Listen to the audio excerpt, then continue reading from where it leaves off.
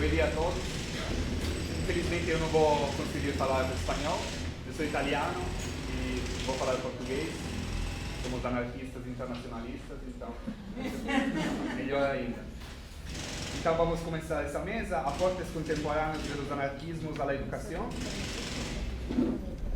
Chiara, você quer começar? Yes. Então, a Chiara Mannise vai apresentar seu trabalho, Pedagogia Libertaria, Autoridad y Autonomía. Bueno, mi nombre es Chiara Mannise, soy maestra. La ponencia que voy a presentar está basada en el ensayo pedagógico que yo escribí el año pasado para recibirme en los institutos normales, que es donde acá en Uruguay se estudia magisterio. Para hacer este ensayo nosotros teníamos que elegir una situación inicial que tomábamos de la realidad. La situación inicial yo la tomé de una asamblea de clase que hice en sexto año, que yo notaba que los niños con la maestra lograban un clima de aprendizaje mucho más fácil que cuando la maestra se iba o estaban solos conmigo, que empezaban a conversar y se generaba una situación que tardábamos varios minutos en llegar a tener un clima para poder trabajar. Entonces yo les pregunté por qué esa diferencia en su comportamiento y me dijeron que se portaban con la maestra de esa manera porque la maestra los mandaba a la dirección y les ponía las notas en el carnet. Entonces yo eso lo relacioné directamente con la autoridad pedagógica y también con los premios y castigos que siguen existiendo en el sistema educativo, ¿verdad? Vos te portás bien, te doy un premio, te pongo una buena nota o te dejo un tiempo libre. Te portás mal y te doy un castigo. Te pongo mala nota, te dejo sin recreo, te saco la computadora, te paras enfrente al pizarrón, te mando a la dirección, etcétera, etcétera. A partir de esa situación yo me hice dos preguntas.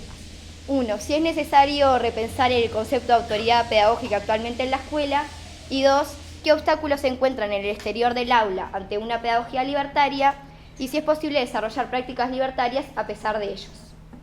Bien, para contestar estas preguntas me posicioné desde una pedagogía libertaria y definí el rol del maestro, el rol del alumno y los conceptos de autoridad y autonomía. Me pareció importante aclarar esas definiciones porque la pedagogía libertaria, como estábamos hablando hace un rato de que los anarquismos son varios, en la pedagogía libertaria también hay varias corrientes. Las más como fuertes son una que dice que cualquier tipo de educación es una imposición y hay otra que dice que ve la educación como una herramienta para la transformación social. Bien, desde ese segundo lugar es desde el que yo me paré y definí al maestro como un guía que sin imponer sus convicciones planifica y problematiza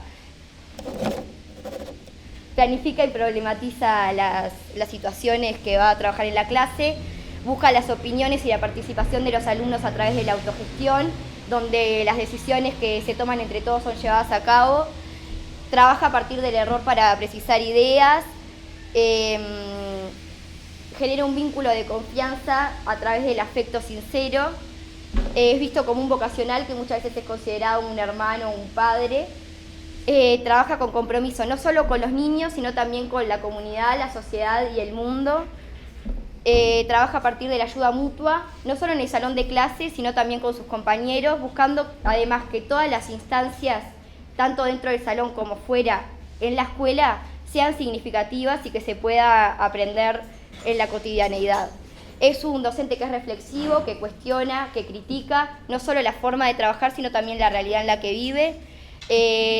Busca vínculos de reciprocidad donde todos los actores educativos sean iguales a través de la escucha, el diálogo, el entendimiento y la empatía. El alumno se busca formar seres plenos, que sean autónomos, que sean decididores, que sean inventivos, que sean participativos.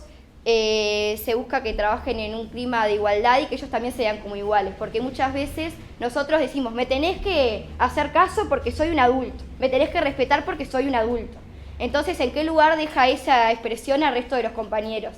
Porque al resto de los compañeros no los tengo que respetar, porque si total, no son adultos. Entonces también no buscar esa percepción de igualdad, no solo con las personas que son más grandes, sino también con sus compañeros y con el resto de los actores. También se considera que es naturalmente bueno y sociable. Se busca generar un clima de libertad para la educación que pueda preservar las características particulares y también armonizarlas con el colectivo. Se busca que sean independientes y creadores y que a través de la destrucción y la renovación puedan transformar el mundo en el que viven. Para definir autoridad saqué de un libro que se llama El lenguaje libertario de Ferrer, que compila varios autores, y tomé esta definición que dice que es un término neutral, que no se puede usar de una forma positiva ni negativa, pero que derivan de ese sustantivo dos adjetivos, uno autoritario con una connotación negativa y el otro autorizado con una connotación positiva, significando una influencia moral o intelectual. Él en ese momento hace una cita de Bakunin en su obra Dios y el Estado, que dice: cuando se trata de zapatos, prefiero la influencia del zapatero. Cuando se trata de una casa, prefiero la autoridad del arquitecto. Entonces después dice: me inclino ante la autoridad de los hombres especiales porque me es impuesta por la propia razón.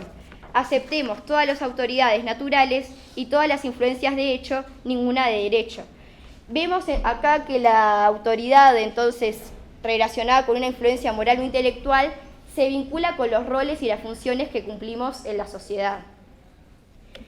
Para definir autonomía, tomé esta definición que dice que es el momento en el cual los niños llegan a pensar por sí mismos, con un sentido crítico, teniendo en cuenta varias perspectivas, tanto en el ámbito moral como en el intelectual, y la autonomía significa gobernarse a sí mismo y no ser gobernado por los demás.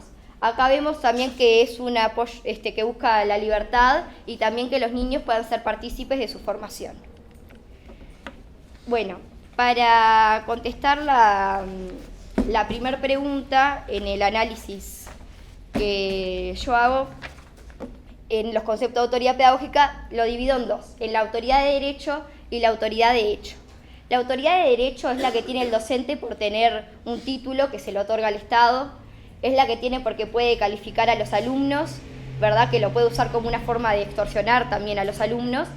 Y acá en Uruguay nosotros tenemos una plataforma que se llama Plan Gurí, que es una plataforma virtual donde todos los datos de los alumnos están digitalizados. También depende del docente verlo de una forma crítica y distinguir qué información va a poner ahí del niño, porque en realidad pueden acceder a esa información varias personas. La autoridad de derecho también está relacionada con las jerarquías, que esto lo podemos ver en la situación inicial cuando la maestra manda al niño a la dirección, porque la directora tiene una mayor autoridad que el docente. La autoridad de derecho también la podemos relacionar con el abuso de poder cuando se busca la obediencia. La pedagogía libertaria no es que diga que no tiene que existir el poder, sino que cada uno tiene un poder propio y que busca que no se delegue ese poder en el otro, sino que cada uno pueda controlar su poder, ser consciente y buscar relaciones más igualitarias. De esta forma los niños aprenden de una forma no reflexiva lo correcto y lo incorrecto, sino que hacen o dejan de hacer cosas por amenazas o en búsqueda de una nota. La imposición autoritaria le niega el derecho a ser ellos mismos y pervierte su naturaleza. Por otro lado tenemos la autoridad de hecho, que es la autoridad que se construye en la clase con los niños que la aceptan críticamente. Esta autoridad, como vimos antes, se desprende del rol que uno cumple en la sociedad. Por lo tanto, se desprende del rol del docente como una figura pedagógica y didáctica, pero no porque tiene un título, sino porque es una persona que estudió y que está ahí para ayudarlos a que sean más autónomos, que busca que sean conscientes, que busca que puedan establecer relaciones más iguales, que expandir sus conocimientos y que se alejen de la ignorancia, que busca que vean los niños que tienen un rol transformador en la sociedad. Esto lo podemos ver en las decisiones que toma el docente a la hora de planificar la clase. En la escuela moderna, que es una experiencia muy conocida de pedagogía libertaria, llevada a cabo por Ferrer y Guardia, los niños escribían ensayos sobre el dinero o iban a fábricas a ver las condiciones de los trabajadores. En la actualidad lo que yo intento hacer en el salón de clase es trabajar cosas que pasan en la actualidad para que ellos puedan ser capaces de criticar y de ver desde otra perspectiva la realidad. Por ejemplo, la globalización, los alimentos transgénicos, los medios de comunicación, pero esto también se ve en el día a día cuando uno toma decisiones acerca de los materiales. Ahora, antes del 19 de junio, que es el natalicio del prócer del Uruguay, Artigas, llevé un documental que decía que Artigas era un fraude. Entonces, claro, los niños que están acostumbrados a que Artigas es el héroe de la patria, se quedaron como que no entendían. Entonces empezamos a hablar de que, bueno, que fue una construcción que se hizo en determinado momento, con determinados objetivos, y también buscar como desde ese lugar que ellos reflexionen y se cuestionen las cosas que se dan como dadas. A través de esto el niño aprende para hacer más y no porque tenga miedo, a través de la autoridad de hecho. Y es una autoridad que además acompaña la libertad, la autonomía y la participación. En la clase yo trabajo, por ejemplo, con asambleas y tomé de la pedagogía Freinet una idea que es hacer una cartelera que dice: yo critico, yo propongo y yo felicito. Entonces, al correr de la semana, ellos van poniendo en los papelitos, bueno, lo que critican, lo que proponen, lo que felicitan, y después en la asamblea lo vemos todos juntos. Esto, además, al tomarlo de otra pedagogía, podemos ver algo que Otto Niemann, que es un maestro uruguayo anarquista, por así decirlo, que él decía que no buscaba el triunfo de un método sobre otro, sino que él lo que busca es una educación que se base en los principios de libertad, de igualdad, de solidaridad y de ayuda mutua. También trabajo a partir de talleres que los planifican ellos, que los llevan a cabo, que los evalúan, que buscan además el trabajo para combinar la mente y el cuerpo. También tenemos un taller de convivencia donde trabajamos emociones, el respeto. También trabajamos con dinámicas teatrales para ver el lugar de la empatía. Y a través de las prácticas educativas es que la autoridad puede cambiar de lugar. También hice esta distinción entre primer nivel y tercer nivel porque yo, estas experiencias que estoy contando, trabajé en quinto y sexto año de escuela. Por lo tanto, son niños que ya son más grandes y tienen otra capacidad de abstracción que si hubiera sido en primer nivel, que es primero y segundo año, hubiera sido más difícil y capaz que habría que trabajar con otras dinámicas que no podrían ser las mismas. Porque, como dice Bakunin, en realidad es un pasaje progresivo de la autoridad a la libertad. Cuando el niño entra a la escuela hay más autoridad y menor libertad, pero cuando sale se supone que tendría que haber la mayor libertad posible y la menor autoridad posible. Bien, la autoridad de hecho y la autoridad de derecho siempre están presentes en el salón de clase, pero depende del docente ver cuál prioriza. Por eso es importante la reflexión docente para no abusar de la autoridad de derecho y caer en el autoritarismo, y para darle más relevancia a la autoridad de hecho, que va a lograr que los alumnos sean libres y conscientes. En la segunda pregunta hablaba sobre los obstáculos y las posibilidades de la implementación de las prácticas libertarias en el aula. Los obstáculos que yo encontré, el primero es el Estado, claramente por la contradicción que se genera al ser un maestro libertario que también es un funcionario del Estado. A partir de esto tenemos, por ejemplo, el maestro Otto Niemann, que consideraba al Estado como un interlocutor válido y reconocía su acción educativa exigiéndole el cumplimiento de mandatos laicos y democráticos. Por otro lado, también tenemos a Luce Fabbri, que dice que ella consideraba que había espacio dentro de las organizaciones estatales que podían ser tomados desde una perspectiva libertaria. Otro obstáculo son las etiquetas. Primero, porque no hay solo un anarquismo, sino que hay varios. Segundo, porque el anarquismo, más que una ideología, es una actitud coherente con la forma de llevar adelante la existencia. Y también porque las etiquetas a uno lo encasillan y no le permiten criticar lo que uno mismo piensa. También tenemos las contradicciones que se dan en la vida diaria en la escuela a partir de los valores que transmitimos, que muchas veces no son los que la pedagogía libertaria busca, que transmitimos jerarquías, abuso de poder, competitividad. También tenemos las normas externas que muchas veces pueden restringir las posibilidades o la creatividad del docente y también de los alumnos. Las calificaciones, que son una forma de clasificar y generar jerarquías sociales. Y a partir de estos obstáculos, las posibilidades que yo encontré son la autogestión, ya que los niños van a ser partícipes de su formación y pueden tomar decisiones acerca de lo que se va a trabajar diariamente a través de contratos y acuerdos. También a partir de la reflexión y el diálogo, porque si nosotros hablamos sobre estos obstáculos, sobre estas contradicciones con los niños, ellos van a poder entender. Por ejemplo, con las calificaciones, yo como docente tengo la obligación de calificar, Entonces, bueno, yo intento hablar con ellos, ver que no tiene tanto sentido, tanta importancia las calificaciones, antes de la entrega del carnet, sentarme y hablar uno por uno para que ellos puedan ver, bueno, qué mejoraron, qué necesitan mejorar y hablar con ellos. Y mi idea es llegar a que ellos puedan autoevaluarse y que a fin de año ellos puedan ser los que hagan su propio carnet.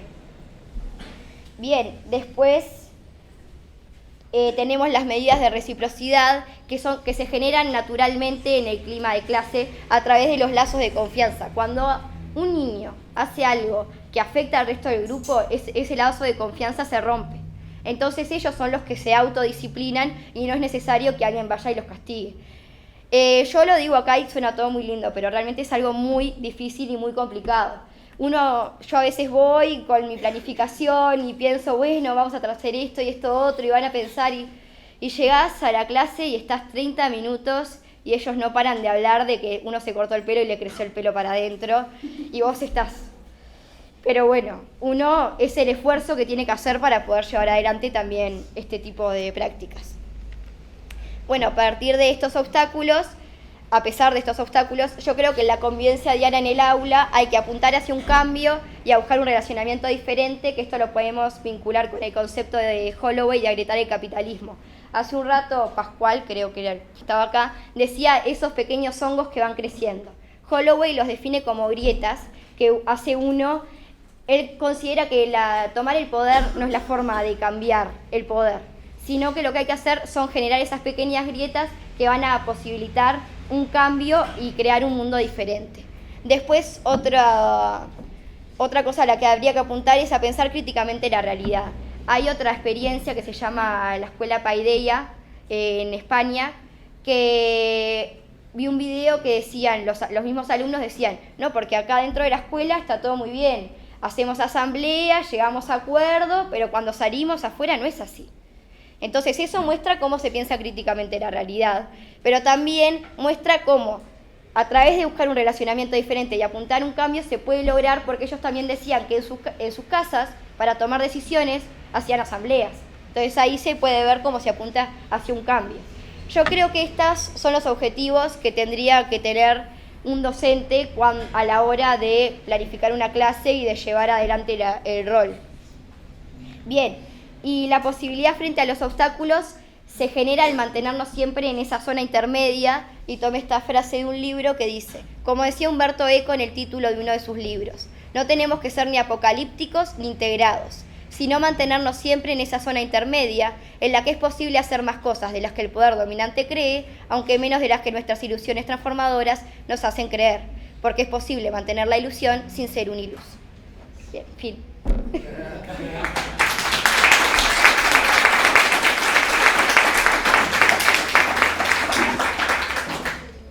Graças, Chiara. E eu acho que podemos fazer os comentários depois. Então, vou passar a palavra para a Marina Mayumi, né? E ela vai apresentar seu trabalho, Educação Libertária e o Caminhar como Prática para a Experiência de Produções Audiovisuais. Hola, buen día a todos y todas, ¿cómo están?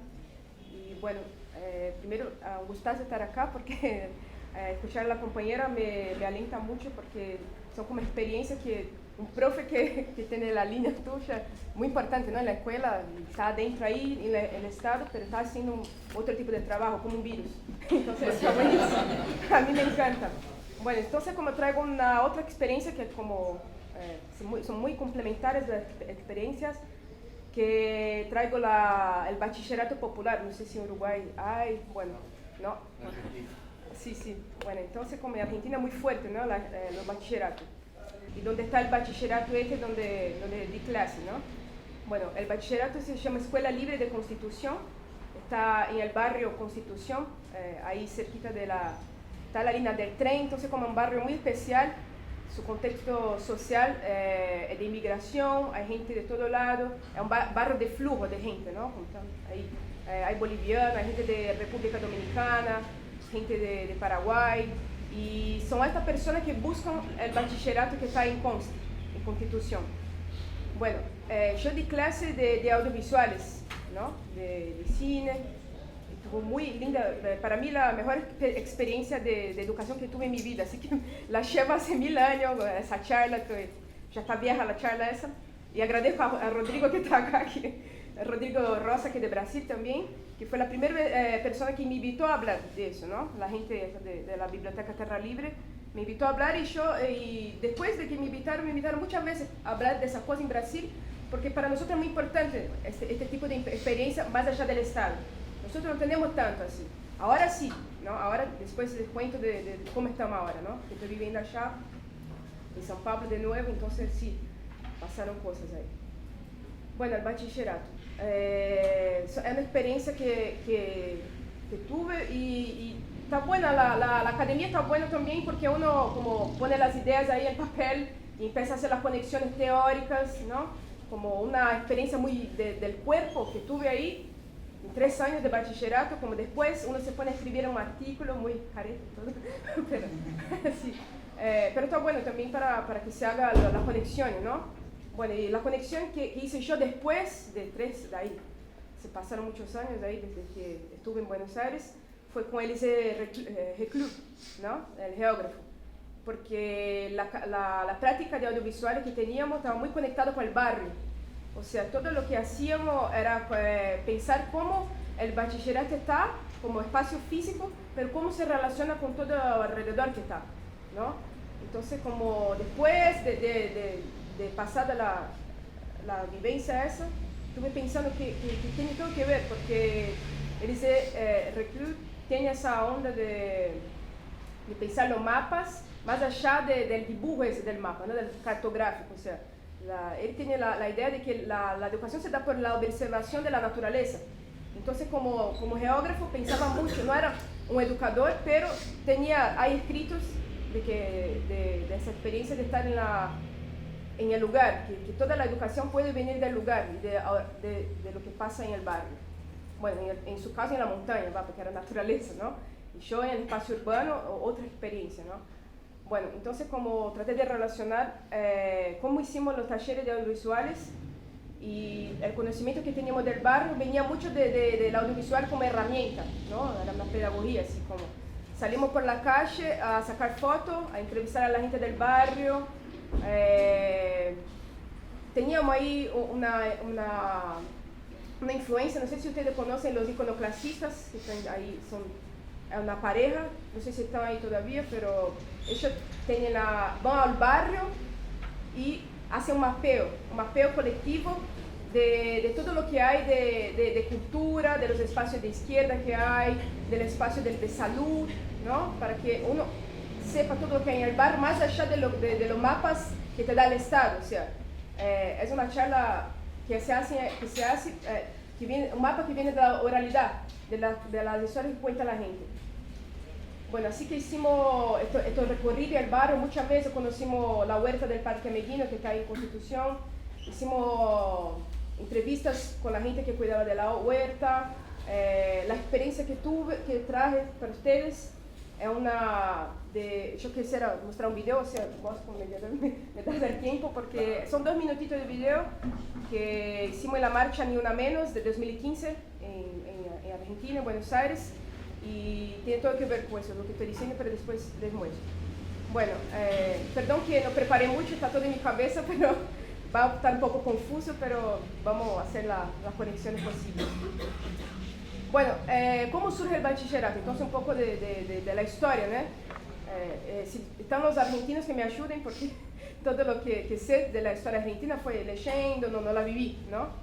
Bueno, entonces como los bachilleratos surgen así, en la crisis económica de 2001, muy fuerte en Argentina, ¿no? Toda la gente sale a la calle, la clase social, el movimiento piquetero está junto con la clase media, y bueno, todo el tema ese de 2001, surgen los bachilleratos porque el Estado, como hay una falencia del Estado, ¿no? En la educación y todo la salud, sigue en falencia, ¿no? Pero la educación popular crece en ese momento, porque como con las crisis hubo muchas asambleas de barrio, y el bachillerato popular surge ahí, ¿no? Como una asamblea de barrio. Hay muchos bachilleratos en Argentina, como en Buenos Aires más que nada, hay 15 más o menos. Y cada uno viene de un barrio, de sus asambleas, y ese donde estaba yo viene de la FLA, como ya dije, ¿no? surgindo, y ahí 2002, por ahí, tiene unos años ya el bachillerato. Y, bueno, como decía la compañera de Ferrer, ¿no? Dicen las anotaciones. La diferencia de nuestro bachillerato, porque allá hay muchos, entonces hay muchos que están ahí con los partidos políticos, está bueno igual, porque hacen buena educación con él, pero está ese bachillerato que tiene una línea más anarquista, que está basado en la educación libertaria. Entonces, como todo lo que hacemos en la escuela, la metodología, ¿no? Todo hacemos por asamblea. A mí me encantó lo que dijiste, porque como el tema de la autoridad, ¿no? Como está diluida y como profesores y estudiantes son iguales y la escuela es nuestra, o sea, todas las cosas así, prácticas de la escuela, hacemos asamblea para decidir todo en conjunto. Está bueno que la metodología también como contempla a los estudiantes, porque los estudiantes tienen sus demandas de estudiantes, o sea, había 3 tipos de asamblea, de los profes, de los estudiantes y de la general, ¿no? O sea, así se mantenía la escuela. Bueno, no teníamos plata, o sea, hay espacio físico y muy difícil mantener una escuela, ¿no? Hacíamos fiesta, vendíamos remera, de todo, para generar plata para la escuela. Porque la gente también venía de muy lejos, ¿no? Estaba en el barrio, pero había gente que tomaba 2 coles para venir, entonces había que generar también plata para eso. ¿Qué más? A ver.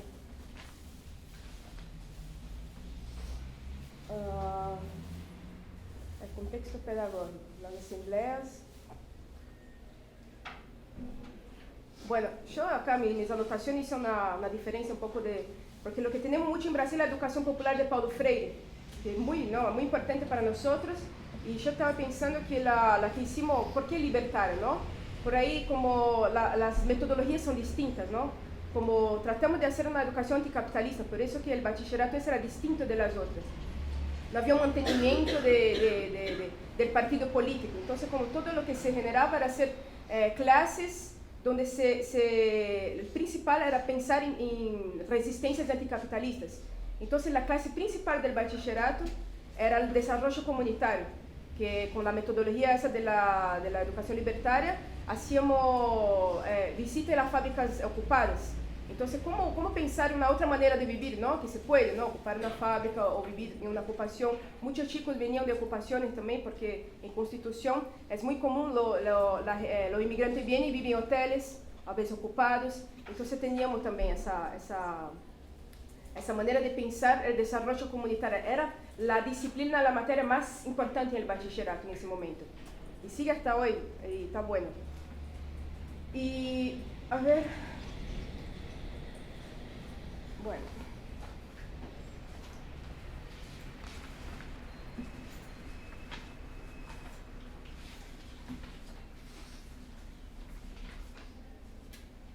Vos decías de las evaluaciones, ¿no? Tratábamos de hacer todo colectivo también, ese es el tema, como si uno está haciendo una educación que está más allá del Estado, tiene que pensar en maneras que no reproduzcan la escuela. Yo tengo críticas a el bachillerato que siempre hinchaba la pelota porque hacíamos tal cual se daba en la escuela, como las disciplinas eran matemática, física y todo estaba ahí. Entonces, como si estamos más allá del Estado, ¿por qué no hacer una educación nuestra, no? Y ahí me acuerdo ahora de una charla que fui a ver en la Universidad de São Paulo, que vino un hombre, no me acuerdo ahora, habla de Ivan Illich, ¿sí? Y decía, ese investigador decía que se fue a visitar los zapatistas y hacía una crítica muy audaciosa a criticar a los zapatistas, que era, si ustedes son indígenas, ¿por qué no hacen la educación indígena, no? Que sea de ustedes mismos, porque me parece que el hombre ese fue a visitar los caracoles y se dio cuenta que también reproducía algo de la escuela.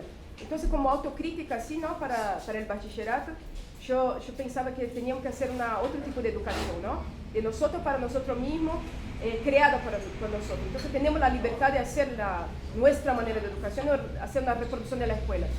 Muy importante que me acuerdo ahora, ¿cómo llegan las personas? Sí, ahí que está, el virus sería porque no estamos totalmente desconectados del Estado. La gente buscaba el bachillerato porque necesitaba un diploma. Ahí está, es una contradicción, pero es una realidad social. O sea, la gente no viene para tener una experiencia pedagógica libertaria, no, necesita el diploma, ¿entendés? Entonces, como hubo mucha pelea con los bachilleratos. En general se reunían los bachilleratos para ver si iban o no a dar el diploma, y nosotros decidimos que sí, porque es un atravesamiento social, la gente necesita el diploma. Entonces, como la única conexión con el Estado que tenemos es el diploma que sale del Ministerio de la Educación. Pero en el momento que hubo esa discusión muy fuerte, me parece que fue en 2010 con él, no sé bien, que la gente, los bachilleratos tenían una cisão, no sé cómo se dice en castellano, un poco se separa porque había un profesor que querían recibir del Estado sueldos y dar el diploma y todo. Nosotros no queremos sueldo, pero sí queremos el diploma porque la gente lo necesita, ¿no? Entonces, como pensar un poco cómo se hace las condiciones que nos da eso, porque en ese momento se planteó que, bueno, vamos a dar el diploma, pero que la escuela tenga autonomía total para hacer la educación que quiera, ¿no? Y así fue, ¿no? Así sigue. Yo ahora estoy en Buenos Aires, vine a Montevideo así para estar acá, después me voy, y voy a visitar la escuela, hacer entrevistas, porque como hace mucho tiempo que estuve allá, no sé cómo anda la escuela ahora, ¿no? Yo sé que siguen con estudiantes, con profes y todo, y yo quisiera saber cómo están. Y ahora les cuento muy rápido, porque esa experiencia generó otras experiencias en São Paulo. Después de muchas charlas que hubo de educación ahí en São Paulo, había una gente que ya tenía las ganas de hacer un cursinho. Yo les explico lo que es el cursinho. Allá en Brasil, para entrar en la universidad, tenemos que hacer una cosa que se llama vestibular. Es como una prueba muy perversa, así como ahí ya se da la división de quién tuvo una educación particular, privada, de calidad, y de quién no, porque quien entra en la universidad pública en Brasil es gente que sí, que viene de las élites, que tienen más plata, porque tiene más tiempo de estudiar. La prueba esa, yo tuve 3 años estudiando para entrar a la universidad. Entré a la universidad con 21 años. Es una realidad que nos atraviesa. Entonces, surge la necesidad de hacer los cursinhos. Los cursinhos son como escuelas preparatorias para que uno entre en la universidad. Y como en Brasil es muy difícil hacer una escuela libertaria, es como una manera de hacer una educación donde nadie nos va a hinchar. Porque en Brasil, no sé, en Argentina me parece muy sencillo que la gente haga los bachilleratos. Allá hay una ley, no se puede hacer una escuela. Entonces, la manera que se hace en Brasil la educación libertaria, por ahora, por lo menos en São Paulo, es los cursinhos. Es como un año de curso para que uno entre en la universidad. Pero nosotros tenemos la onda de decir que no es un cursinho, es como un curso pre-universitario. O sea, el tema es hacer una formación política con la gente, ¿no? Para que entre en la universidad y sea un virus también, sea un ruido en la universidad. Y bueno, yo le digo eso porque eso fue una trayectoria de 3 años ahí que se pasaron, pero después volví a São Paulo y ahora sí estoy dando clase en un cursinho y tiene una inserción social muy grande, el cursinho Libre de la Sur, que estoy ahora hace 2 meses nomás, pero ya me encanta porque tiene la onda de cómo hacer una cooperativa, están a full pensando cómo hacer una educación en la periferia de la ciudad, muy atravesado por lo que hay en la ciudad de São Paulo, la parte urbana más pobre.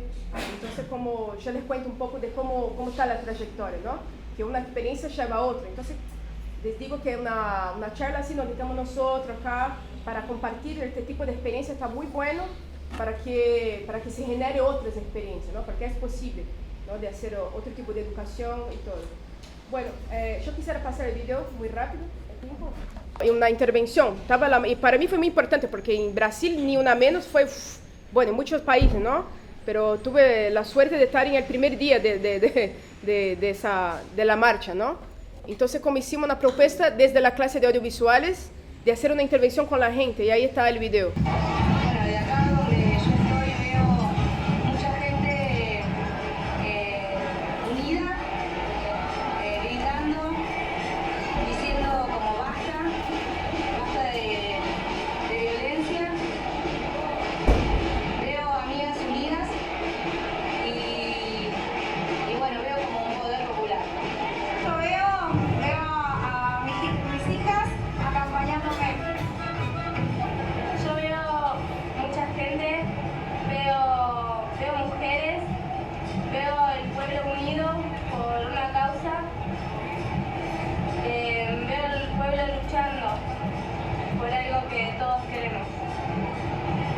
muchas mujeres juntas luchando por lo que todos queremos.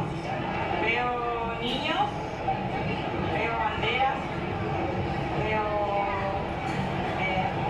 mujeres, vendedores, nosotros, estatuas, movimiento. Eso veo. Un árbol que es muy grande y que tiene una raíz inmensa. Yo veo mucha gente, manifestaciones por una buena causa, banderas, muchas personas luchando por una misma razón y mucho ruido, siento, más que nada. Veo a toda la gente tocando. De acá donde estoy yo veo la gente movilizada, cansada del repudio hacia las mujeres, diciendo basta, una vez por todas, nos están matando y bueno, nos unimos para esto con amigas, la gente está unida y la gente se está dando cuenta que tiene poder. Eso. Veo muchas banderas, gente marchando, pancartas con consignas, dibujos y banderas de violetas, muchas banderas violetas. Veo muchas mujeres organizándose para luchar por los derechos y hacerse sujetos de estas banderas. Veo a mujeres que quieren liberarse.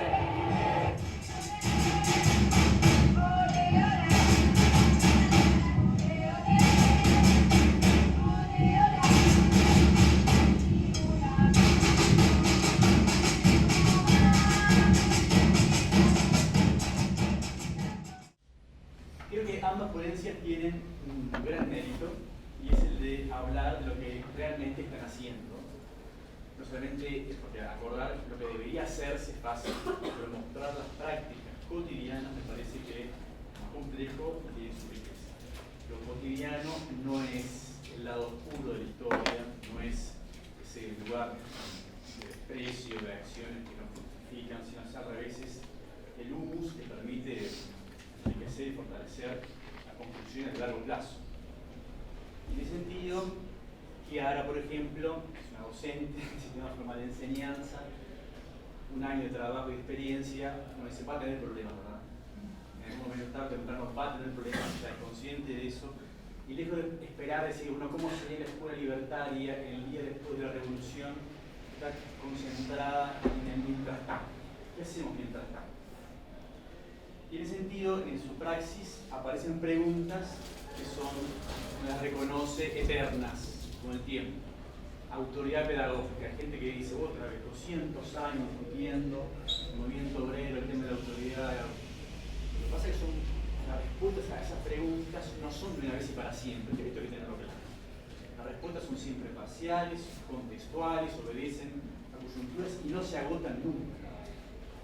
La manera de volver a plantear y elaborar respuestas creativas es verdaderamente fructífero, me parece. Y en ese sentido, ambas ponencias presentan cosas sumamente interesantes que quisiera rescatar alguna de ellas. El caso, por ejemplo, de Marina, bueno, recomiendo leer las ponencias de ambas. Hay una distancia considerable entre lo que se escribe y lo que se habla. Las ponencias me encantaron recién, pero también les recomiendo leer los textos que son muy ricos, son muy sólidos, además abundan en algo muy interesante, es que no creen, una tendencia muy común de nuestro tiempo, creer que se empieza algo desde cero. Compañeras están perfectamente conscientes de que hay una tradición que nos trajo hasta acá y no puede uno desestimar fácilmente. Un verbo que aparece en ambas ponencias es caminar. Estamos caminando y ese caminar es donde nos reconocemos. En el caso de María me encantó esta idea de un proyecto que aprovecha los vacíos del Estado, aprovecha las grietas. Ambas compañeras están convencidas de que el sistema se agrieta desde adentro, no sé si tanto, pero por lo menos aparece la idea de forzar ciertos espacios que en el caso de la educación uruguaya, me atrevería a decir, no son grietas, son gratis, ¿no? La necesidad del diploma como una instancia propicia para poder hacer, es decir, combatir ese purismo que dice no tenemos nada que ver con el Estado, no queremos saber nada con el Estado, somos puros, somos una especie de secta religiosa, que cuando uno los ve en el barrio, muchas veces pasa que se cierran en sí mismos, sin apertura. Es justamente lo contrario, es una apertura radical al espacio físico del barrio, a su gente, y a construir algo que no es lo que yo quiero de antemano, sino que es producto de la asamblea, es producto de la decisión de gente autónoma. Qué difícil es pase lindo decirlo, pero después en la práctica es muy complejo. Bueno, una idea que maneja Chiara, que me gustaría retomar, es, pues se dice constantemente, uno lee un cliché, el movimiento anarquista siempre priorizó la educación. Es verdad eso, pero es más amplio que eso. El movimiento obrero revolucionario tuvo un vínculo con el conocimiento muy fuerte, un amor al conocimiento muy fuerte. Es esa, tal vez, uno de los grandes estandartes para pensar hoy. Pues, no sé, en Brasil, no sé, en Argentina, sospecho que más o menos vivimos las mismas situaciones. En Uruguay hay un profundo desprecio, y curiosamente viene la cultura de izquierda, la izquierda progresista, de despreciar la tradición ilustrada. Esa tradición ilustrada de emancipación, la que se forjó en el Renacimiento, se construye la enciclopedia, el iluminismo, sí, un proyecto burgués, un proyecto universalista, un proyecto con millones de defectos. El movimiento obrero siempre lo retomó para sí, reivindicó para sí el saber como emancipador, el saber como... Eso está profundamente cuestionado hoy en día. Profundamente cuestionado, donde los conocimientos, los saberes pierden su calidad liberadora, emancipadora, y al pueblo hay que enseñarle unas competencias, saber vincularse con la tecnología, aprender rápidamente los trabajos grupales, cómo se va a hacer la asamblea, en tu grupo de trabajo casi que empresariales. Bueno, me parece que ahí las experiencias de la compañía tienen mucho para decir al respecto. ¿Cuál es el rol, en el caso de Chiara, el rol del docente, la maestra, el maestro, con respecto al conocimiento? Si no hay amor hacia el conocimiento, yo me atrevería a decir, no hay nada que valga la pena para mí. Las preguntas de Marina, no las dijo acá en esta ponencia, se olvidó, pero son profundamente movilizadoras. ¿Cómo pueden, dice ella, construirse otros espacios de socialización de saberes capaces de crear sus propias pedagogías, libres de directrices estatales? Otra pregunta. ¿Cómo podemos construir maneras de educar y aprender a partir de problemas cotidianos? ¿Cómo se produce la relación de compartir saberes entre profesores y estudiantes? Bueno, hay un plan de acción y reflexión que me parece sumamente rico, que en mi caso, además, desde el proyecto de Marina, involucra el cuerpo.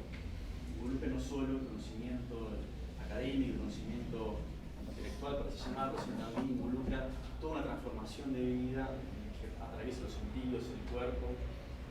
No digo que en el caso de Chiara no, pero en el caso de Chiara está más focalizado a la experiencia del aula concreta, ¿verdad? Chiara se preguntaba qué obstáculos se encuentran en el exterior del aula ante una pedagogía libertaria. Y numeró, para aclarar. Yo digo, no paramos de vista esta otra pregunta. ¿Qué obstáculos se encuentran en el interior del aula? En el interior de cada uno de nosotros para desarrollar una pedagogía libertaria.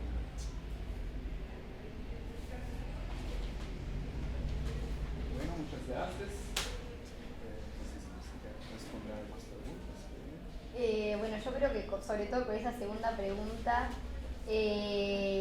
lo que está muy claro es que en el libro de Arieta del capitalismo de Holloway, que yo tomé este concepto de grieta, él dice que todos somos autocontradictorios y que en realidad nosotros fuimos educados y vivimos en una sociedad que no es la que estamos intentando crear o la que estamos buscando. Entonces, él creo que dice que son como cicatrices que tiene uno y que uno está en realidad todo el tiempo luchando por uno mismo. A mí en la clase me pasa constantemente eso cuando yo decía que es muy difícil. Vas ahí, te parás y te quedas ahí esperando y decís, ¿qué hago? ¿Cómo hago? Y no querés decirles, y los niños te lo dicen, pero maestra, si nos portamos mal, ¿por qué no nos sacás la computadora? ¿Por qué no nos dejas sin recreo? Y vos decís, pero yo no quiero hacer eso. Y entonces eso es lo que también genera todas esas dificultades que adentro de la clase, que además los niños están acostumbrados a una cosa y vos vas y cambias algo y es como un alboroto además, ¿no? Porque no tenés nadie que esté ahí agarrándote la correa y te soltás. Entonces eso también genera muchas dificultades en el interior, dejando de lado todo lo que pasa con el resto de los maestros, con las directoras, con las inspectoras, con las familias, que también no es fácil para las familias, pero maestra, ¿por qué no le mandas deberes? ¿Por qué no? Y todos esos cuestionamientos que también se hacen, y en realidad es un rol que está todo el tiempo cuestionado y en un cuestionamiento constante por parte de todos los actores. Entonces también es como, muchas veces yo lo que intento hacer es mantenerme como de un lugar de bueno, contestarlo así lo más simple que pueda, bastante objetivamente y no entrar en ninguna discusión y mantenerme como en un lugar desde lo que aparenta afuera bastante equilibrado como para que nadie, no sé, se sienta atacado ni genere ningún tipo de conflicto tampoco, porque no es la idea. Tampoco generar un conflicto dentro de la escuela con el resto de los maestros ni con la directora, sino bueno, esa idea de como trabajar tranquila con lo que realmente importa, ¿no? Como siempre enfocada en esse objetivo. Bueno, vou dizer só duas palavras. Adorei as duas falas, né? As duas partiram de problemas práticos e levantaram questões, até categorias importantes como autonomia, autoridade, hierarquia. E as duas sublinharam as contradições, né? Dos dois processos que vivenciaram as duas. E o que me interessa, para uma pergunta para a Chiara, como você lida com, você mencionou o discurso de deconstruir os mitos da historiografia oficial. Como você lida isso tanto com os alunos quanto com os pais, né? E as instituições? Claro que tem problemas, né? Tem dificuldades e contrastes, né? E para Mayumi, bom, gostei muito da sua prática, né? Da sua atuação lá em Buenos Aires. Uma pergunta que eu queria fazer para você, se você usou um pouco os conceitos do situacionismo, né? Que surgiu na França e tal. O conceito de geografia urbana é um outro assunto bastante interessante. E acho que também poderia contribuir um pouco para seu trabalho. E a pergunta seria no sentido de se teve uma resposta do Estado em relação a esses projetos populares, se teve um contraste, né, uma resistência do Estado, inspectores que foram lá para avaliar, para averiguar, não sei, uma coisa que me interessava.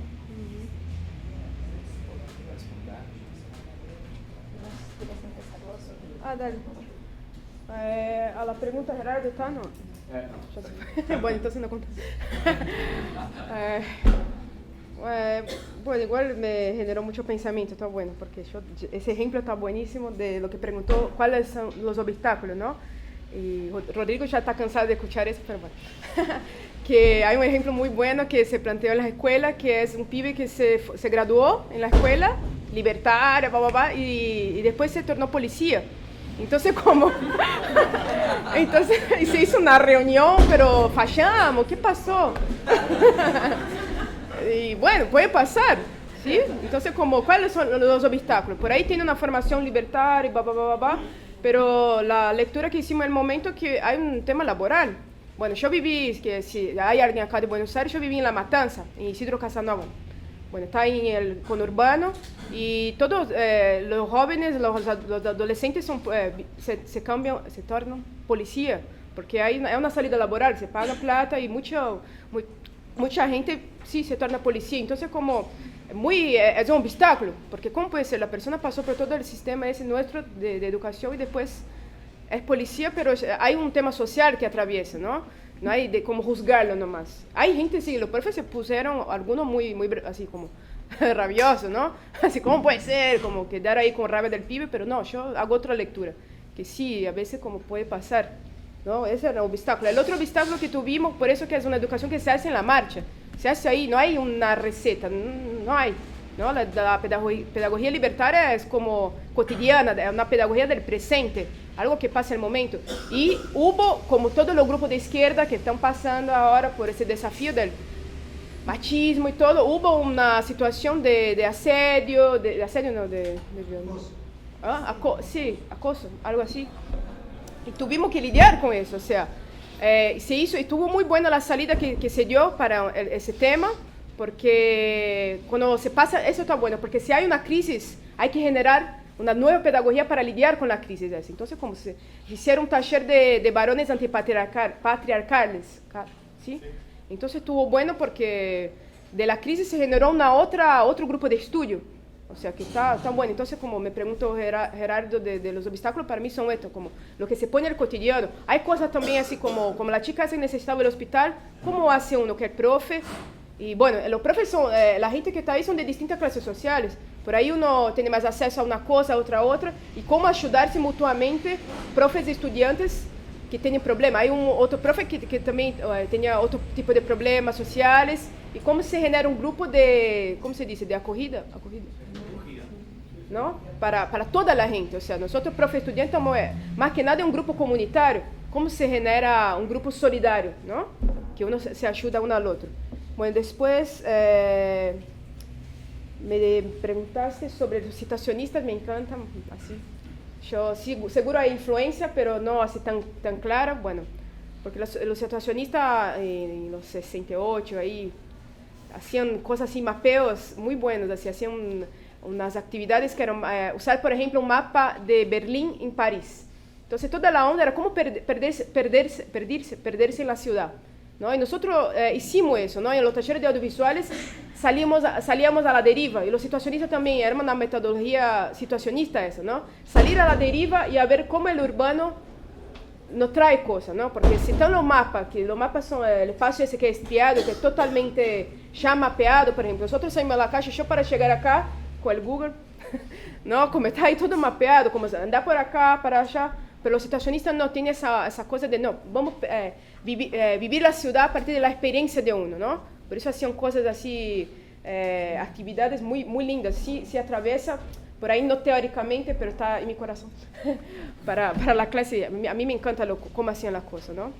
Y después está Hacking Bay también, sí, eso está bueno, la zona autónoma temporaria, me encanta así la idea, porque como eso, como una práctica libertaria puede surgir y desaparecer. O sea, el bache está, pero tenía un montón de desafíos. Y por ejemplo, el Estado por ahí no quiere sacar, pero sí vamos a surgir en otro lado.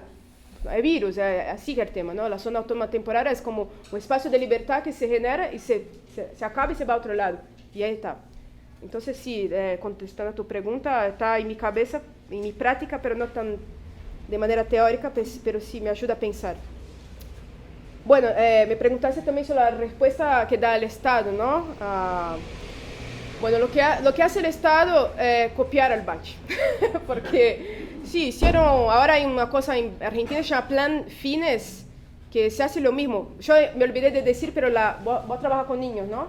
En el bachillerato trabajamos con adultos, ¿no? Educación de jóvenes y adultos.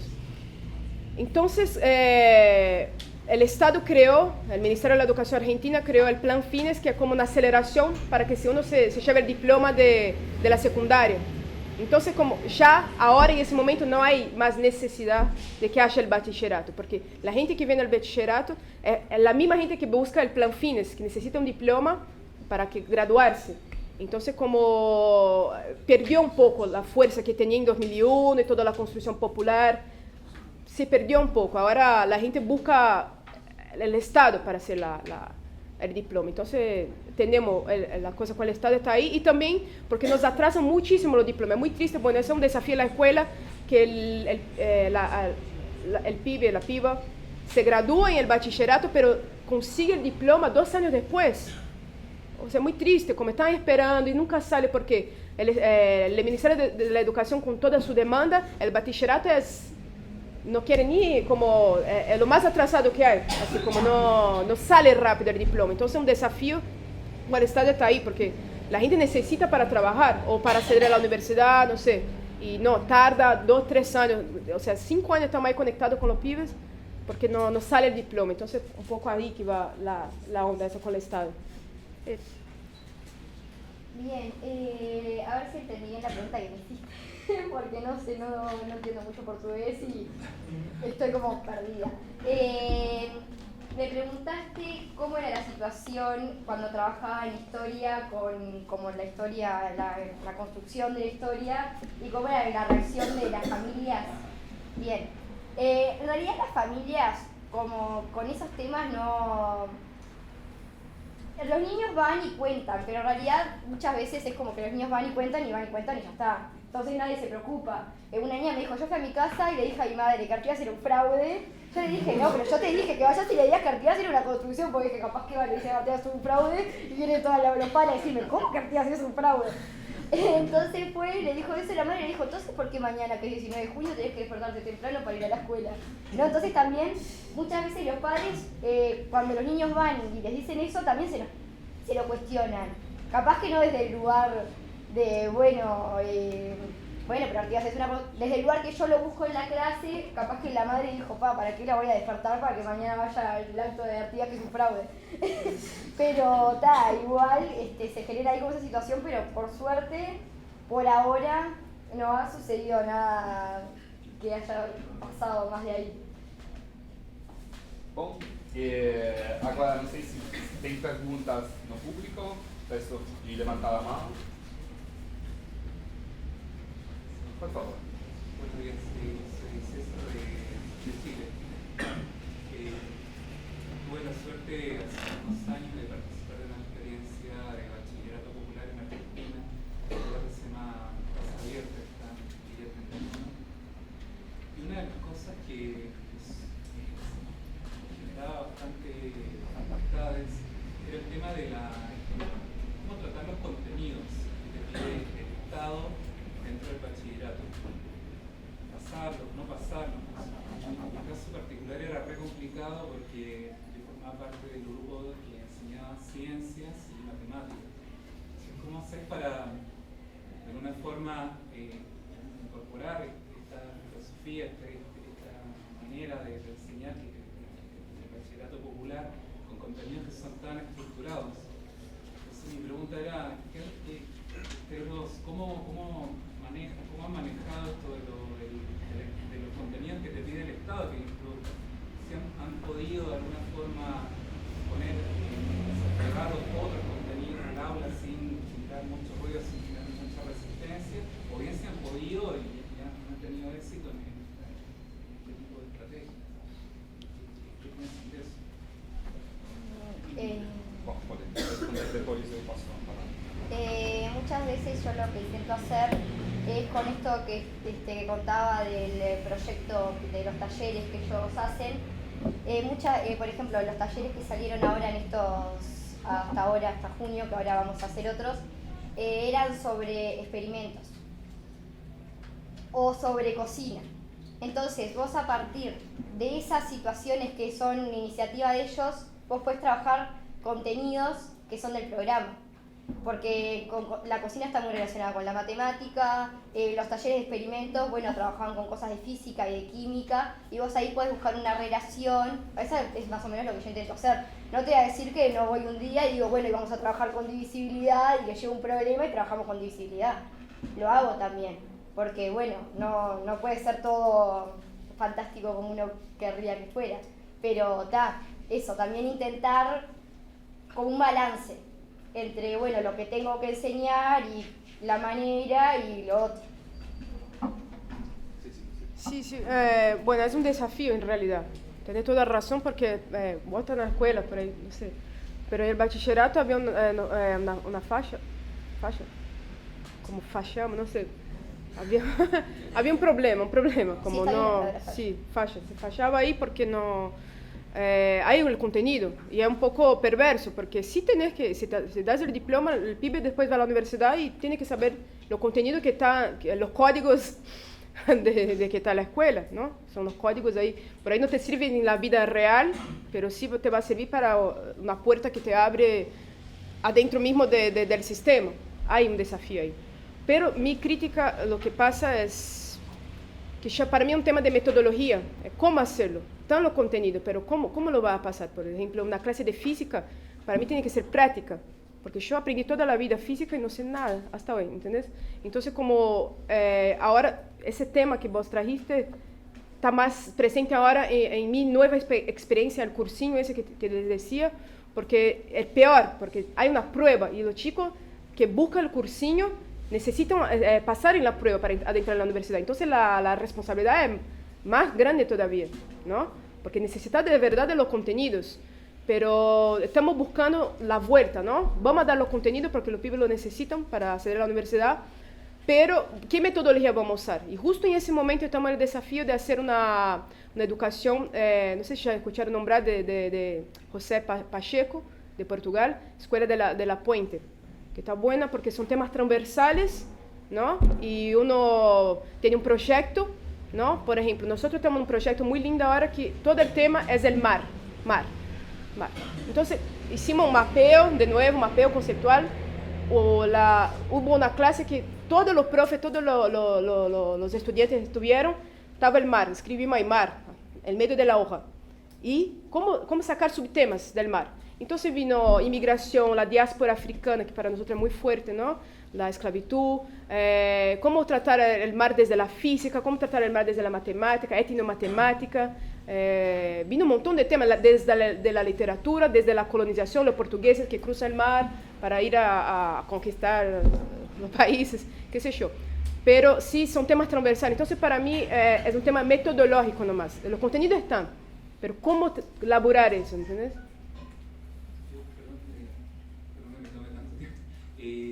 Nosotros en el Bachi, en algún momento de esos 2 años que yo estuve, se empezó a trabajar con una cooperativa y con un banco popular. Una forma un poco de gestionar los recursos y la actividad. Un poquito también por ahí fue que empezamos a juntarnos más con la gente que está trabajando en el banco y en la cooperativa y a trabajar los contenidos desde ese lugar. De tal forma que generábamos, o sea, podíamos trabajarlo de una perspectiva un poco más real y menos estructurada, tal como trabajaba la línea del Estado, y además podíamos trabajar otras temáticas que era cómo, de alguna forma, desarmar la economía capitalista, cómo presentar otro tipo de alternativas laborales a la gente del barrio, etc. Fue una de varias posibles soluciones a la temática, pero nunca terminamos de cerrarla, siempre quedó como, bueno, estamos haciendo bien, cambiamos la currícula, metemos otros contenidos, siempre fue como esa una de las dificultades más grandes que tuvimos en el tiempo que estuve yo. Bueno, para mí el desafío es eso, cómo que el conocimiento puede ser algo práctico en realidad. Y eso, esa crítica, yo estoy en la universidad, hago esa crítica todo el tiempo, cómo nuestro trabajo en la universidad, ahí está escribiendo el artículo, ¿a quién sirve? ¿Entendés? ¿Es práctico, es real o va a estar ahí en la biblioteca aquí? Entonces, como por ejemplo el banco, la cooperativa, ¿cómo usar el conocimiento de los contenidos para la vida real? Es un desafío, para que no sea algo abstracto, ¿no? Como aprendí en la escuela, todo muy abstracto, letrita, numerito y qué. Entonces está bueno. Después quiero hablar con vos de esa experiencia. Está bueno. Sí, una pregunta, porque partiendo de la necesidad de la reflexión pedagógica, sobre todo entre pares, cuando uno está trabajando en educación, en el caso de Marina, obviamente que el propio bachillerato de los cursiños, hay un colectivo detrás de alguna forma que reflexiona, incluso en el bachillerato en Argentina con los propios estudiantes, que me imagino que las discusiones no solo son materiales, sobre las necesidades materiales, sino también sobre lo pedagógico, ¿no? Hay un colectivo ahí atrás. Le quería preguntar a Kiara cuál es el colectivo. Por ejemplo, hay algunas experiencias en Uruguay, como el colectivo Freinet Uruguay, por ejemplo, que tienen, digamos, un colectivo de trabajo en relación a eso, pero si vos te apoyás en algún colectivo o participás de algún colectivo para, digamos, yo entiendo, además conociendo la experiencia de la escuela en Uruguay, es decir, las propias colegas no son las socias muchas veces naturales donde uno puede trabajar, digamos, Pero ¿participás de algún colectivo? ¿Estás en algún colectivo para pensar lo pedagógico? En realidad no participo en ningún colectivo, no desconozco si hay algún colectivo acerca de la pedagogía libertaria, pero lo que estoy haciendo ahora, empecé a estudiar acá en la Facultad de Humanidades y Ciencias de la Educación. Entonces, desde ese lugar hay colegas, profesores, maestros, otra gente que no tiene por qué ser profesores o maestros, pero estamos todo el tiempo hablando y reflexionando acerca de la educación. Que ese es como el lugar que yo encontré. En realidad yo empecé con todo esto el año pasado, no es que tengo hace muchos años estudiando sobre esto. Entonces también es como que recién voy dando los primeros pasos. Bueno, mi nombre es Rodrigo, voy a hablar un portuñol, perdona, internacionalista además, y bueno, inventamos una nueva lengua, ¿no? Sí. Bien, una pregunta era un poco, ¿cómo tu nombre? Perdón. ¿Mío? Diego. Como Diego ha preguntado acerca del tema del colectivo, que bueno, tu presentación que era muy buena y congratulaciones, ¿no? Por esto, pero lo que me pasó fue esto. Por una mirada le pregunto, ¿cómo la reacción o el pensamiento de los otros profesores de la escuela acerca de lo que tú haces? Porque, bueno, y tú has contestado que haces sola. Y esto es una cosa. Otra cosa es si hay un colectivo donde se puede debatir un poco y hacer tener posiciones más concretas y acerca de su decisión pedagógica mismo. De los otros profes y de la dirección y de la coordinación pedagógica de la escuela estatal, no de la escuela. Pero esto es un tema. Por una mirada. Por otra, lo que pasa es que las políticas neoliberales, y es una pena que Luana no presenta ahora, porque trae justo esto, de cómo, bueno, el Banco Mundial, las ONGs, se apropian del tema de autonomía. En Brasil se habla que la reforma neoliberal fascista es para dar autonomía a los estudiantes. Bueno, esto puede, esto quizás es una grieta, una para nosotros, pero es también una armadilla, ¿cómo se dice? Una trampa. Una trampa. Porque aceptan, pero no aceptan como se toman para sí lo que hacemos como algo positivo, pero en verdad no quieren que hacemos lo que hacemos, pero van a convertir en otra cosa. Bueno, en la mirada liberal, neoliberal. Bueno, es un tema en la escuela estatal en especial, en Brasil pasa esto, bueno, José Pacheco, cosas así, educación más, no anarquista, ¿no? Porque cuando hablamos de libertario muchas veces es cualquier cosa, pero anarquista. La educación democrática, cosas así, el Estado se apropia, el Banco Mundial se apropia. Sí. Bueno, esto por el tema de la escuela estatal. Pero cuando se habla y pregunto ahí a Marina, que conozco la experiencia de los cursillos, ¿qué puedes decir tú acerca de la formación de los profesores? Este tema justo de que Diego hablaba. Bueno, tu experiencia, tú has dicho que empezó como sola y haciendo las clases audiovisuales y ahora tiene, muchos años después, una teorización, una conciencia, que bueno, ha participado de diferentes espacios. Nosotros, en especial en la biblioteca, tenemos grupos de estudios de educación anarquista para diferentes profesores, estudiantes, cualquier que quiera, por un espacio colectivo, no institucional. Bueno, y los cursillos y Bachi también. Ahí, entonces, se puede comentar un poco esto, las dos, acerca de la importancia de la formación de profesores en una perspectiva anarquista, no solo en la universidad, que leemos Bakunin, bien, pero cómo hacemos esto en la práctica como anarquistas, que quieren hacer una pedagogía anarquista, sea en la escuela o sea autogestionada. Sí. bueno, solo para María hay no una pregunta, que son, ya la pregunta se acabó. Pero bueno, contribución, ¿no? Dale. Como Recli era educador, sí, profesor ¿sí? de la universidad, y hacía difusión científica popular para la clase obrera. Bueno, esta educación, ¿no? Creo que puede ayudar a pensar esto, porque no... Yo pensaba que era geógrafo nomás. Sí, buenísimo. Sí, geógrafo, sí, pero hacía... pero había un trabajo de educación. Había, sí, buenísimo. Como profesor de nivel superior de Ah, la universidad. bueno. Incluso el contacto que hace de experiencia de Bach con Recli es perfecta, y con Ferrer, porque justo Recli que habla a Ferrer para no hacer geografía en la clase, en la sala, bueno, que se haga geografía en el mundo. Y ahí se mira la conexión histórica, mismo entre nosotros, los antepasados, se habla así, los viejos. Ah, que intercambiaban cartas, ¿no? Son claro, contemporáneos, sí. Sí. Ferrer y Recli. Esto porque Recli habló para hacer sí.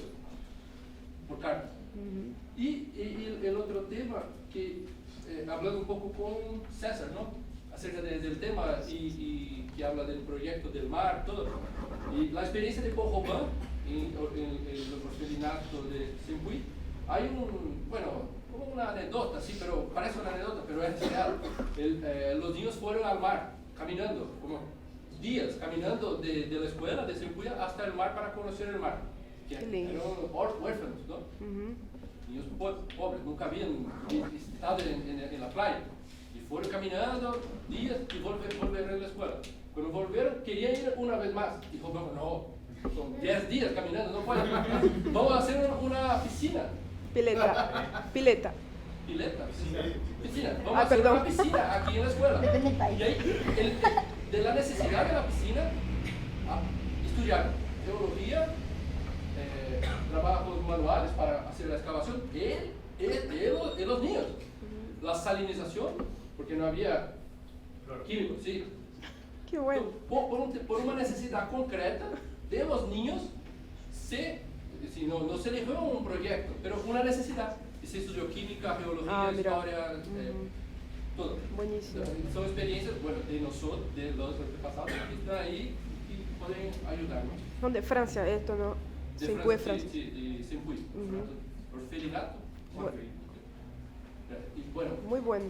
Buenas presentaciones y después hablamos que me encanta toda su va a Brasil la próxima.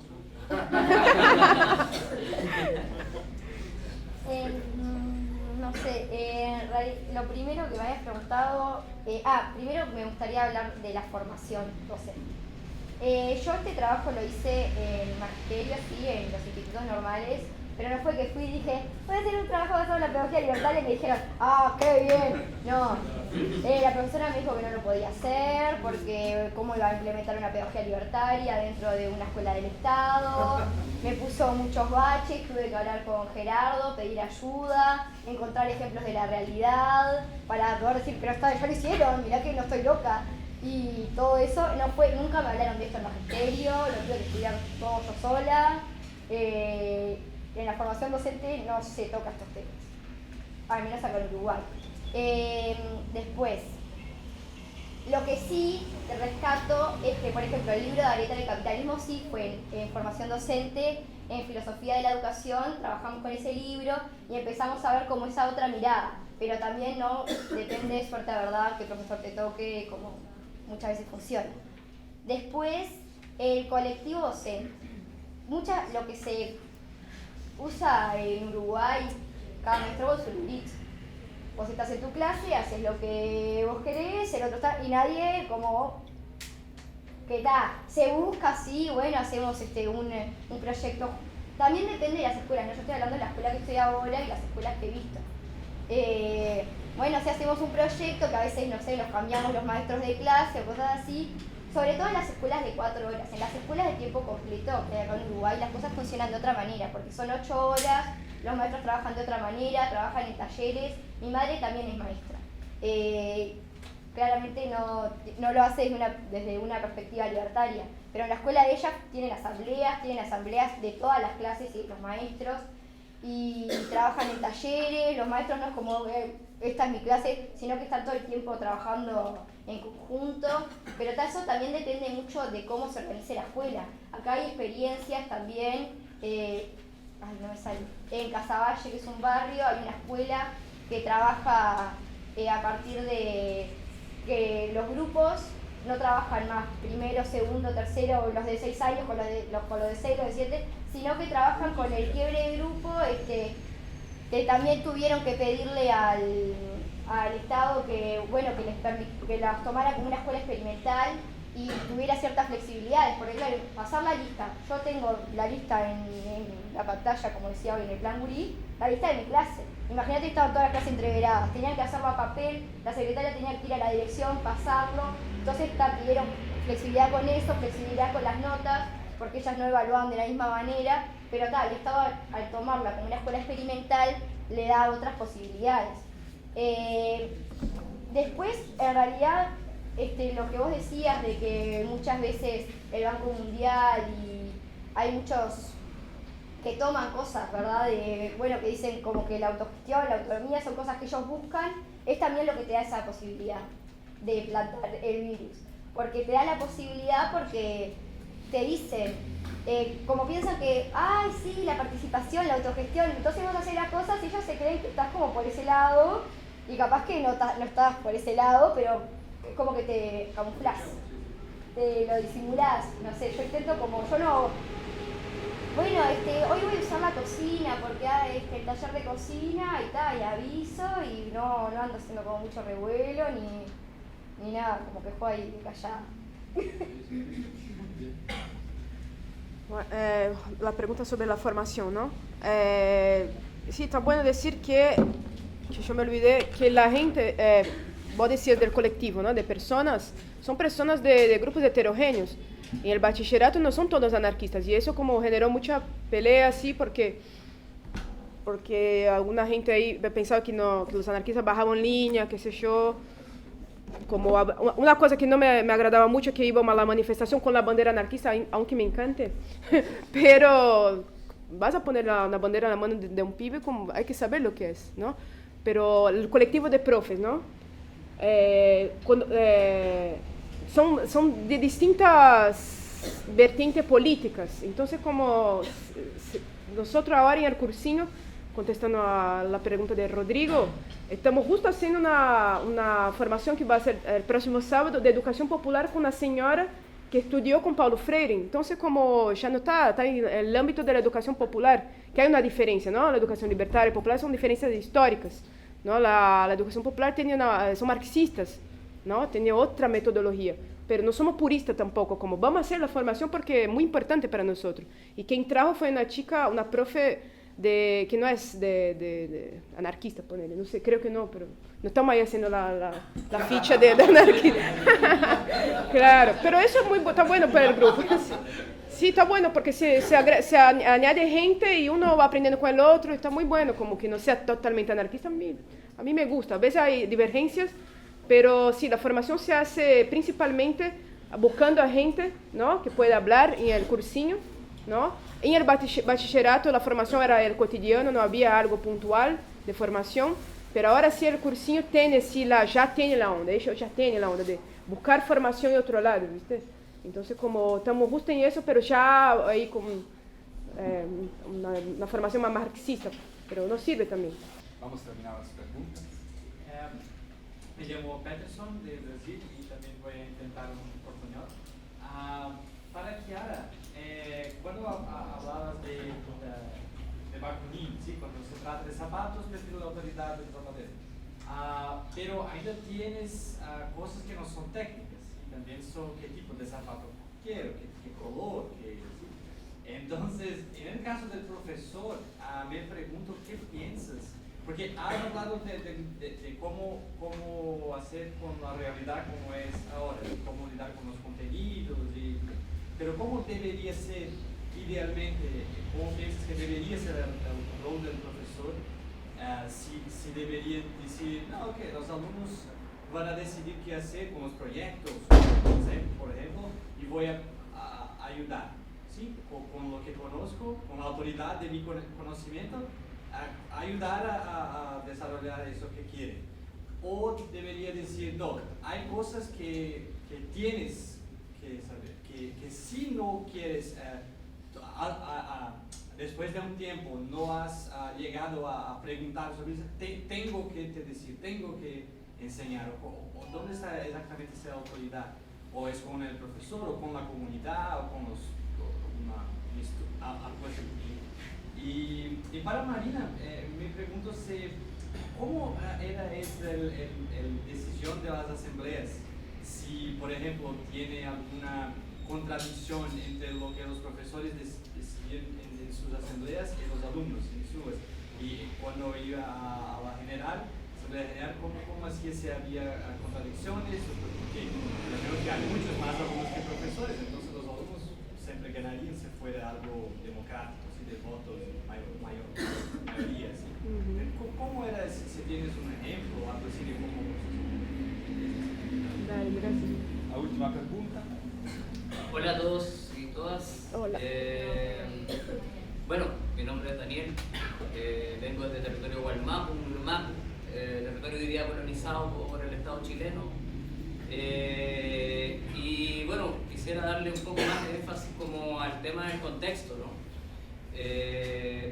Yo me dedico al cine, estoy haciendo un documental sobre educación libertaria, hago videos para YouTube también sobre anarquía.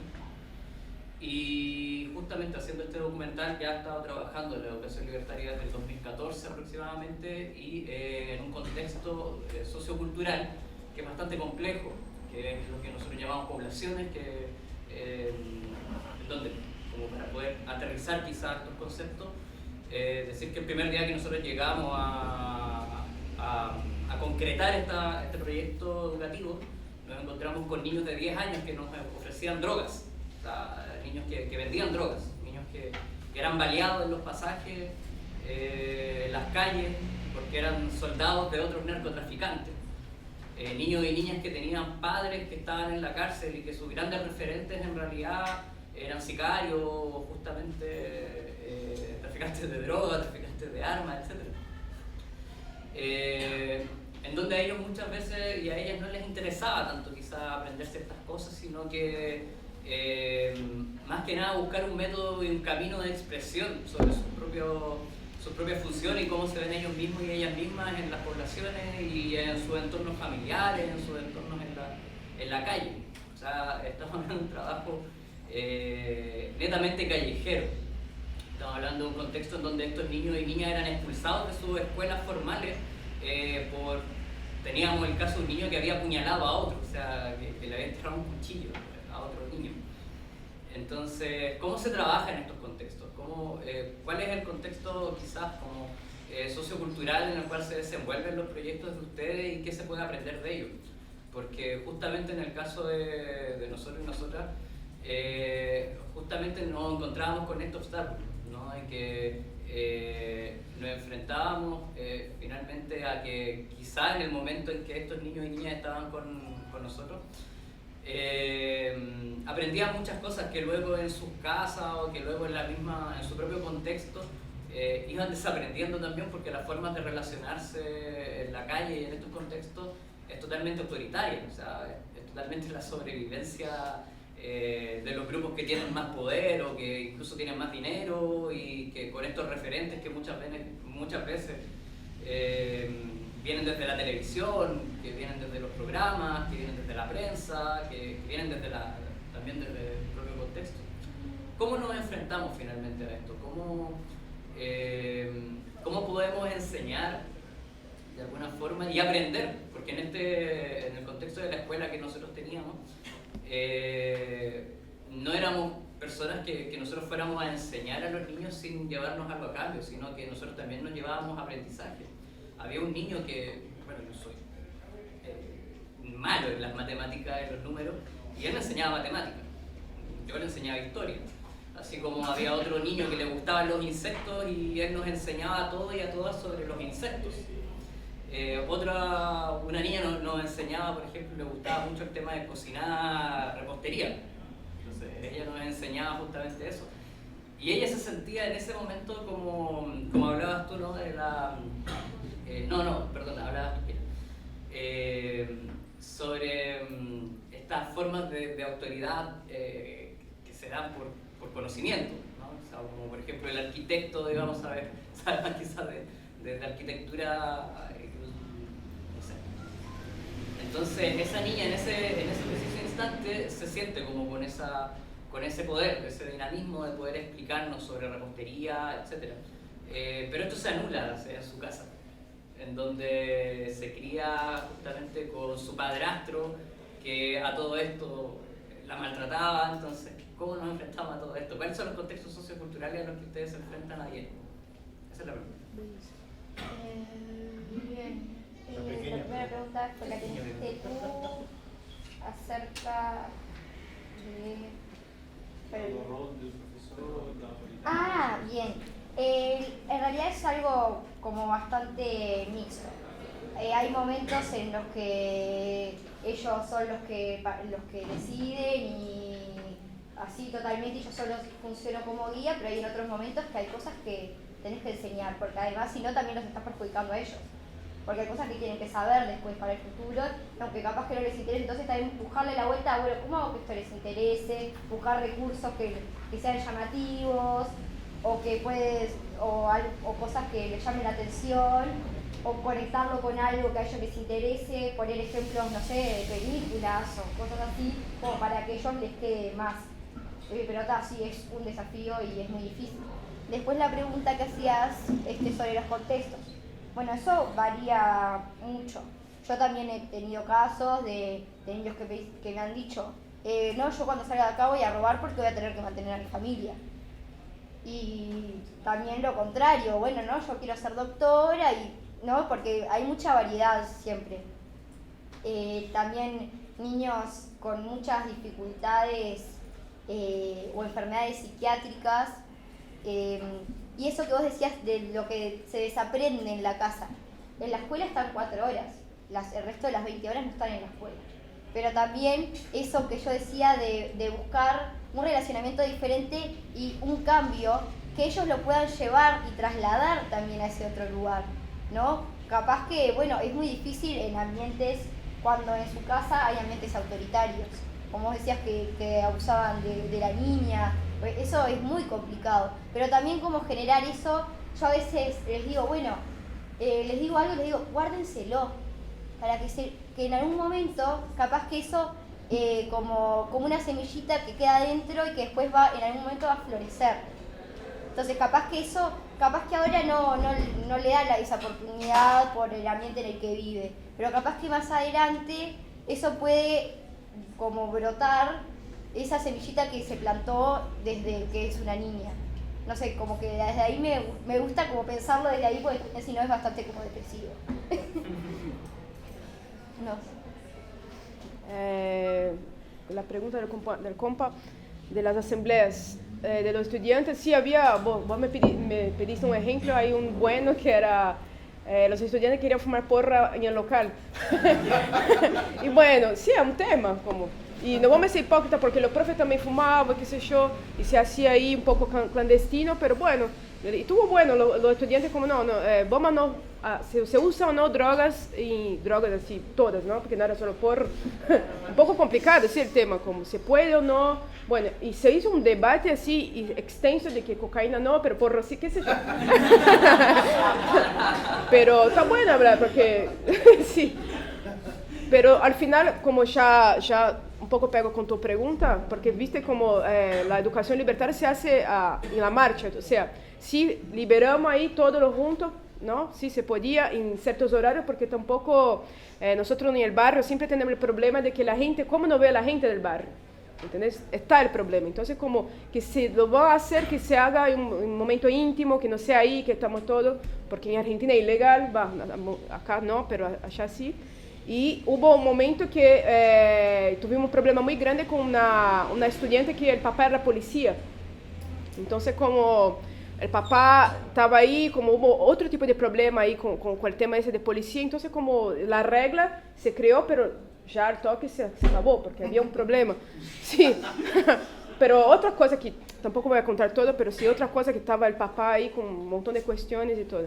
Pero muy, muy bueno lo que planteas por dos cosas, porque nosotros estamos hablando de acá, yo traigo mi experiencia, pero no se olviden que es una experiencia totalmente colectiva.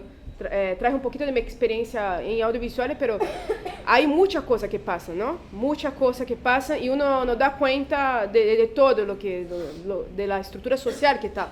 Bueno, hubo una situación de ¿cómo se dice cuando se echa a uno de la casa? Despejo, no.